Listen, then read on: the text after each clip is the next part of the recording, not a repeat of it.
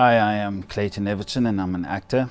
And I've been an actor for about 18 years now. And how I initially started was back in high school. I would hang around after school, so I'd help out with productions with lights or moving sets and costumes. And because if you're in grade 8 and 9, you weren't allowed to be you couldn't audition for main cast. And then eventually in grade 10, there was a production called Who Killed Jimmy Valentine? And no one wanted to play the villain. So I put my hand up and the musical director just went, I guess it's you then. And then it was great. And that's how I kind of caught that acting bug. And then just throughout high school, I participated in as much productions as I could. And at the end, of school, I knew I wanted to get into acting. I wasn't sure how I was going to go about it.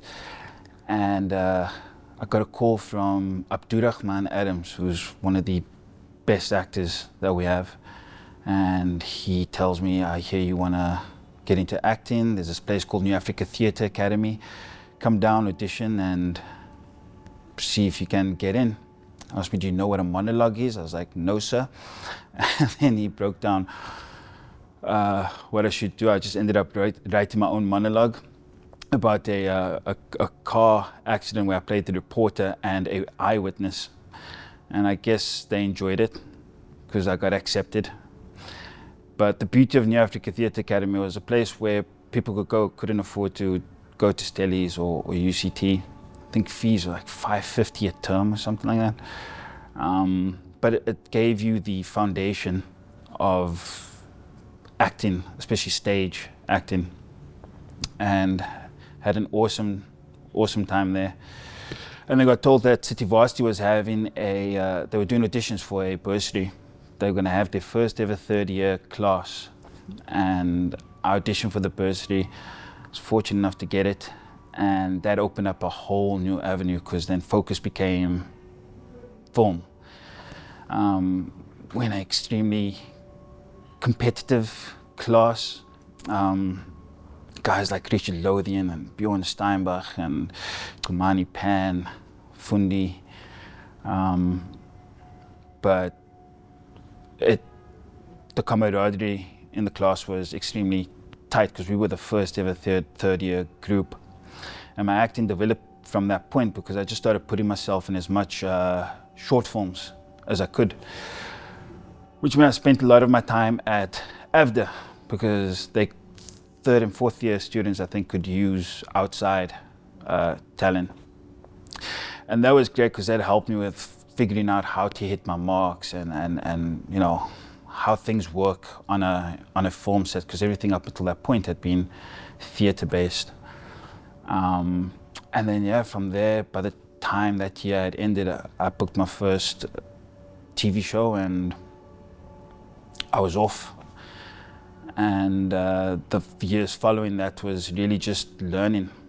I can't say I booked a whole lot of work during that period, but it was just all about learning and establishing relationships. So going to castings or auditions, even if you do not fit the brief.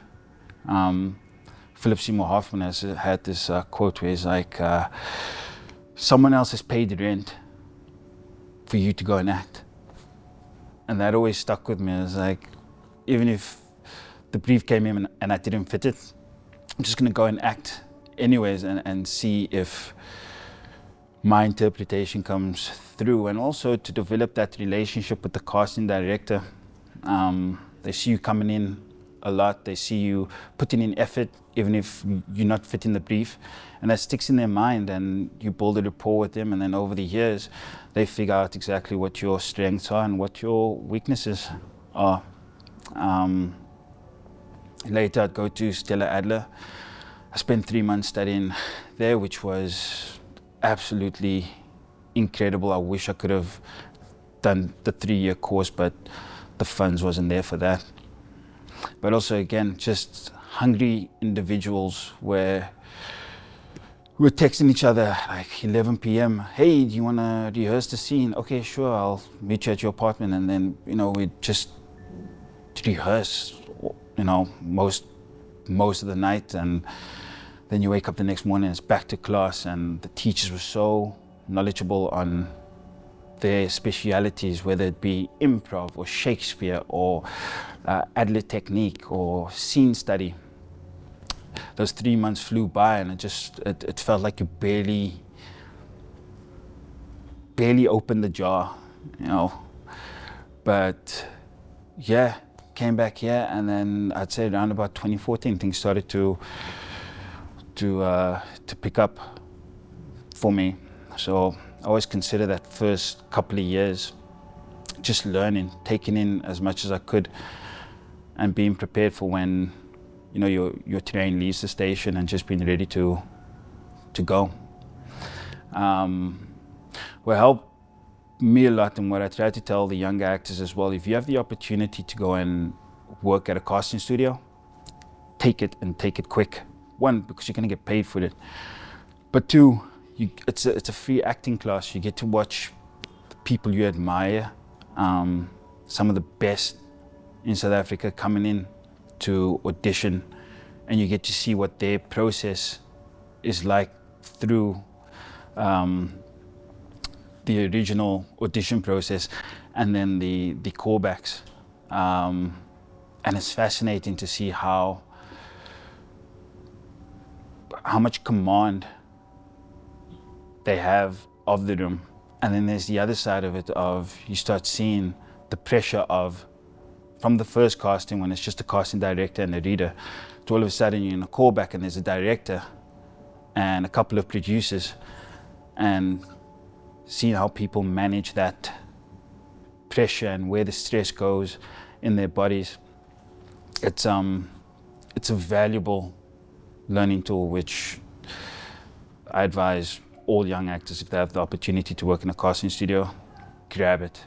And that's the other thing, like with auditioning, commanding that space is so important.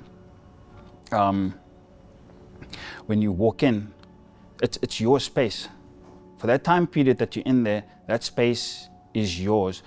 Working in a casting studio, I also found that actors were afraid to say, like, can I put my eyeline here? Can I use the chair? It's your space. If you want the chair, take the chair. If you want the reader to stand on a certain spot, tell them to stand on a certain spot. Don't be afraid to own that space and make it yours. And if you get to the callbacks, you know, that's where you'll get to work with the director, and again, own it. If you have ideas, bring it up. It's not about you standing there saying lines and being told what to do.